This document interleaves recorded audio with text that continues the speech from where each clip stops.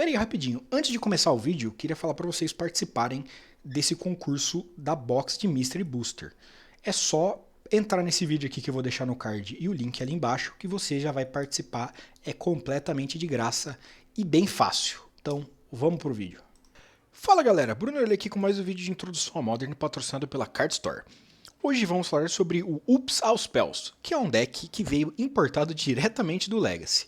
Porém, a principal diferença é que o deck usa apenas as 8 Enablers para o combo e não usa praticamente mais nenhuma carta em conjunto com o All Spells do Legacy. Como ele funciona? O deck só funciona porque nós temos cartas de Zendikar Rising, essas 20 cartas aqui, que de um lado são spells e do outro lado são terrenos. As que não são míticas, elas são terrenos que entram em jogo virados e geram uma mana da cor daquela spell, no caso preta. E as míticas, no caso da Agaddin's Awakening, ela pode entrar de pé se você pagar 3 de vida, né? Então é uma Bolt Land, caso contrário ela vai entrar virada e vai gerar uma mana da cor da spell. Todas elas têm algum efeito relevante até para o deck, mas elas estão aqui porque são terrenos que não são terrenos, mesmo que alguns não gerem mana no turno que entra. Né? O Pelaka consegue dar um descarte no oponente para você combar, o Agaddin's Awakening consegue voltar criaturas para você combar, não é fácil, mas dá. O Shatter Skull Smashing consegue matar Planeswalkers e dar dano em criatura. O Valakut Awakening troca a sua mão, então isso é bem importante naqueles jogos onde você equipa uma mão especulativa e não vem mais nada. O Turn Timber Symbiosis você consegue pegar uma das peças do combo, custa muitas manas, você vai depender provavelmente de alguma aceleração de mana, mas é possível. O Emerald Call é possível de ganhar o jogo só com isso, porque ele cria 2 tokens de anjo 4/4, com voar, que suas criaturas não anjo ganham indestrutível até o seu próximo turno. Mas, bem, é um terreno que entra de pé. E o Seagate Restoration, ele entra de pé se você pagar 3 de vida. E você compra cartas igual ao número de cartas que já estão na sua mão, mais 1, e você não tem limite de mão até o fim do jogo. Bem, todos esses efeitos fazem alguma coisa pro deck, mas o importante é que eles geram mana. Como o deck comba? Você tem 8 efeitos idênticos, né, dividido entre 2 cartas. Você tem o Balustrade Spy, que é um bicho de 4 manas. Quando ele entra em jogo, o jogador-alvo revela cartas do topo do Grimório até vir um terreno e coloca todas essas cartas no cemitério. Então ele é um quarto de Mind Funeral. Só que você não vai ter terreno, você vai similar. E o Undercity Informer faz a mesma habilidade, com a diferença que ele custa 3 manas para fazer e uma você paga, sacrifica qualquer criatura e faz essa habilidade. Isso faz diferença não só porque você pode sacrificar outra criatura e fazer efeito mais de uma vez, isso é pouquíssimo relevante, mas porque você pode fazer o Undercity Informer num turno e o Balustrade Spy custa 4, né? Então você pode parcelar o combo aqui por 3 e 1 e não apenas 4. Ok, Orelha, mas eu tô vendo aqui um monte de carta estranha. Como que eu faço para ganhar? Tudo bem, eu milei meu deck. O que acontece? Bem, você vai milar o seu deck inteiro e aí vai cair uma quantidade de Creeping Shield e uma quantidade de Narcomoebas na mesa, né? Qualquer quantidade que seja superior a 1 já é ok, né? Os Creeping Shields não são 100% necessários para ganhar, mas eles ajudam, porque eles vão dar 3 de dano no oponente. Então você pode contar aí como um burn de até 12 de dano. E as Narcos são criaturas que vão entrar em campo de graça, porque você milou elas. Você precisa ter pelo menos uma Narco no deck. Os Creeping Shields você pode ter os 4 na mão. As Narcomoebas, se você tiver as 3 na mão, você não vai conseguir ganhar. Quando as Narcos entrarem em campo, você vai trigar a Espada dos Humildes. Tem um equipamento que comba com Thopter Foundry, mas aqui você vai usar ela porque quando uma criatura 1/1 entra em campo sob seu controle, você volta ela do seu cemitério para a mesa. Você vai precisar de pelo menos 3 espadas no deck. Ou no cemitério, né? Mas você vai precisar de 3 espadas no cemitério no meio do combo. Então, se você tiver mais de uma espada na mão, você vai precisar de umas trickzinhas. A partir daí, você terá 3, 4 Sword of the Mix equipados em Narcomoebas. Não faz diferença se a Narcomoeba morrer no processo. O importante é que a espada estará em jogo. E aí, com as Narcomoebas em jogo, equipadas com as espadas, você já vai ter 3 artefatos na mesa. Você usa a segunda habilidade do Salvage Titan, que é exilar 3 artefatos do seu cemitério e voltar ele para sua mão. Então você vai ter aqui potencialmente uma espada dos humildes, ou Spirit of the Suns e Pentaprismas, né, para exilar e voltar o Salvage Titan para sua mão. Depois você usa a primeira habilidade do Salvage Titan, que é um custo alternativo, que você pode sacrificar 3 outros artefatos em vez de pagar o custo dele para jogar, né? Então em vez de 6 manas ele custa de graça. Você vai sacrificar as 3 espadas. Legal, você teria um 6/4, mas não é para isso que o deck está aqui. Lembra que eu falei que você vai precisar fazer um bicho para combar? Você vai ter feito o Balustrade Spy ativado, e o Undercity Informer você pode parcelar o combo, mas para o combo funcionar, você precisa ter castado uma criatura nesse turno. Julgando que você fez pelo menos um desses bichos no seu turno, com o Salvage Titan seriam 2 criaturas castadas. E quando você conjura 2 criaturas no mesmo turno, você volta a Vengevine, que é uma criatura 4/3 com haste. Então você vai ter um exército de 4/3 com haste, bate e provavelmente o oponente vai morrer por causa dos Creeping Shields e das Vengevines. Ah, mas Orelha, caramba, como que eu faço se eu precisar de mais um turno de jogo?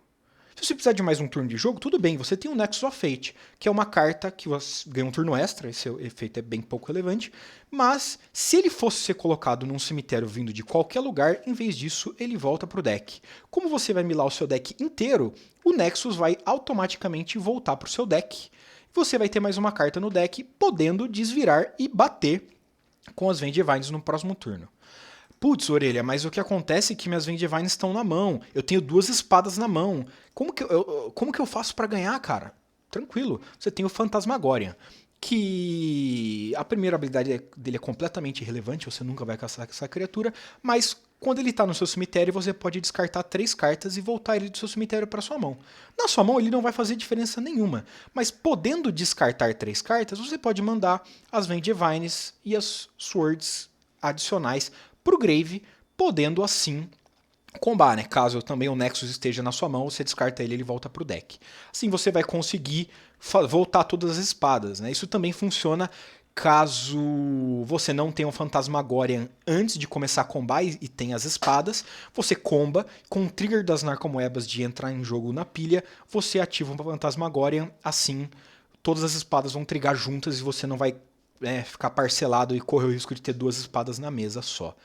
E no próximo turno você simplesmente desvira e bate, ou usa um Conflagrate, caso você tenha 2 manas vermelhas, para descartar o que sobrou da sua mão e dar de dano direto no oponente. Ou seja, esse é um deck que perde para Lifelink. Por mais que ele seja um combo rápido, é possível combar no primeiro turno, é difícil, no segundo turno é um pouquinho mais simples, mas se você tiver algum efeito de lifelink, como até mesmo um Batterskull, pode ser que o jogo seja arrastado o suficiente, mas lembrando que são 2 porradas de Vengevine. Ele provavelmente não vai conseguir fazer as Vengevines mais de uma vez, mas você terá, né, Salvage Titan, Balustrade Spy ou Undercity Informer também para bater. A Kill Condition alternativa também seria, né, além de fazer todas as spells lands que eu falei, você pode fazer um Nexus of Fate da sua mão. Né, ele volta para sua mão. Quando você vai milar o deck inteiro, ele vai voltar pro deck, compra do turno. Você dá o Nexus of Fate e joga um turno extra. Então, enquanto você tiver 7 manas, você vai jogando turnos. Né? Não vai desenvolver seu jogo, mas geralmente jogar um turno extra é o suficiente para ganhar. Como que a gente faz para chegar nessa curva de 4 manas?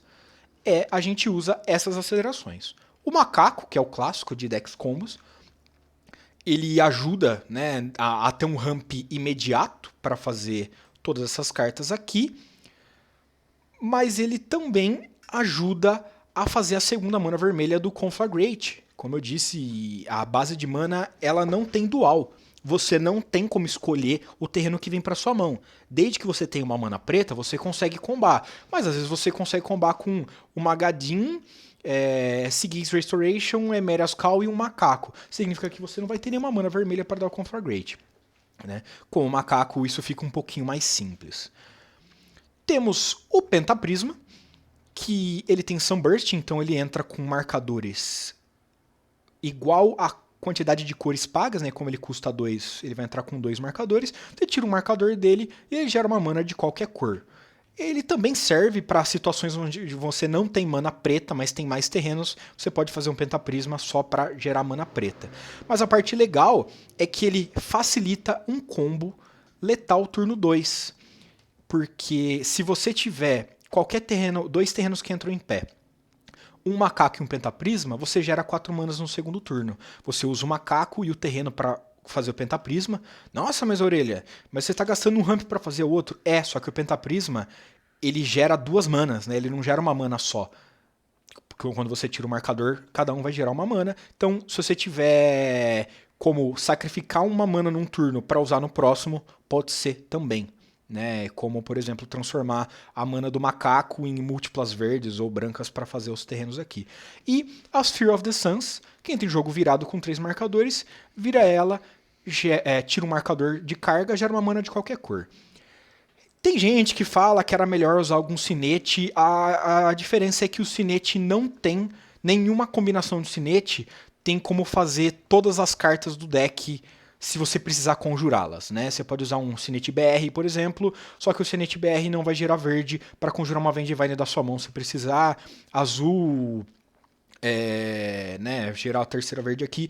Então, o Sphere of the Suns é mais que o suficiente. Se você precisar de mais de 3 ativações disso aqui, bem, aí o jogo começa a ficar um pouco complexo, né?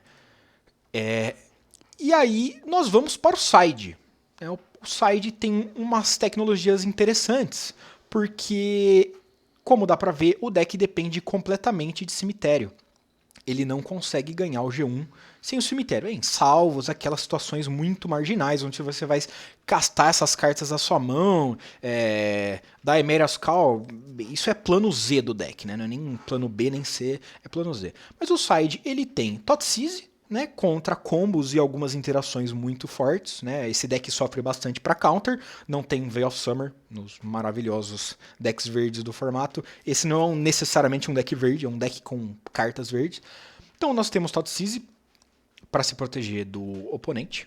Nós temos Lightning Bolts para lidar com Talias da vida, Contaming Priests, né, bichos em geral. Você não precisa necessariamente subir Bolt contra todo deck agressivo, porque esse deck aqui é bem rápido, mas você vai precisar contra Meddling Mages, Talias da vida.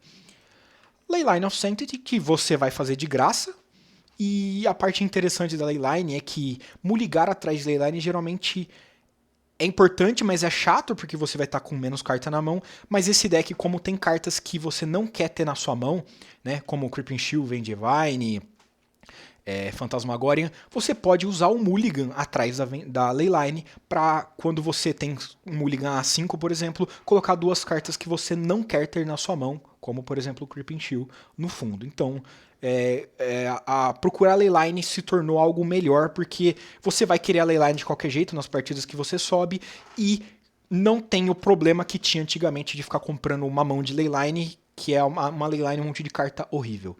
E aqui é o pulo do gato, o Goblin Charbelcher, que é um artefato de custo 4.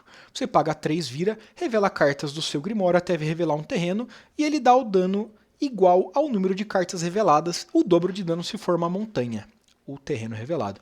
Então, novamente, nós não temos terreno. E aí, o Goblin Charbelcher vai funcionar como um combo sem cemitério. O oponente subiu Rest in Peace, Grafdigger's Case e Leyline, e tem os 3 na mesa. Não tem problema, você não precisa quebrar. Você faz o Belcher e dá o alvo no oponente. E o Belcher ele coloca de volta na ordem que você quiser, então você pode você vai ficar combando quantas vezes quiser, né? Eu não consigo matar meu oponente agora por algum motivo muito bizarro, né? Porque o Belcher dá o dano igual ao número de cartas que você tem no deck. Então você tem 30 cartas, o oponente tem 40 de vida, você vai ter que ativar 2 vezes. E você pode dar em criaturas também, né? O oponente abriu de Leyline e fez Meddling Mage para uma das minhas cartas do combo. Tudo bem, você dá o Belcher, mata o Meddling Mage, você estaca o deck de uma maneira que vai comprar a carta que ganha, volta, compra, ganha e voa lá. Então é basicamente isso. O deck ele não é tão complexo assim de se operar, como eu disse, é um deck fácil de jogar, mas que é complexo, é interessante isso, não são muitos decks do Magic que são assim. Ele não é tão fácil de hatear porque se o oponente abrir com um hate de grave muito pesado, você tem esse plano do Belcher, e se o oponente abrir com um plano Prison muito forte, que te impede de fazer os dois planos, você tem, né, troca a mão, compra cartas, faz bicho, Turn Timber, querendo ou não, ele olha 7 do topo, pode achar um bicho, então você pode encontrar o Balustrade Spy ali, ou se você tiver mais mana, o Undercity Informer para tentar combar, lembrando que o Turn Timber não casta, né, então ele vai contornar o Meddling Mage, mas ele não vai ter castado, então você tem que só tomar um cuidado para não perder o jogo, porque você milou o seu deck inteiro e não castou nada. Mas esse deck é bem versátil, é interessante, bem caro. As cartas novas, né, as míticas são carinhas. A Goblin Charbelcher deu uma subida, mas é um deck bem divertido. Aconselho todos a montá-lo, jogar, ver que não é mil maravilhas, né? Não é sempre que você vai abrir com aquela mão que mata o turno 2, você vai tomar aquele oponente ultra side, né? O cara sobre descarte, leyline, counter. Isso acontece, né? Mas é um deck diferente e prova de que o design da Wizards pode ter errado, mas ele pelo menos nos deu opções. Isso é muito legal. Esse deck aqui é hateável, não é nem perto de um Rogak, né? Que se você não abrir de leyline você perde. Esse deck que consegue ser contornado. Ele tem um fail rate razoável de comprar as cartas demais, né? Como eu disse, você tem o Phantasmagoria, mas se você comprar o Phantasmagoria e comprar cartas demais, você comprou 4 cópias de cartas que não podem estar na sua mão, vai ficar mais complexo. Mas é sempre da hora, né? Espero que tenham gostado. Deixem o like, se inscrevam, participem da nossa promoção. Vou deixar o link aí embaixo para participar do sorteio do box de Mystery Booster. E até a próxima, pessoal.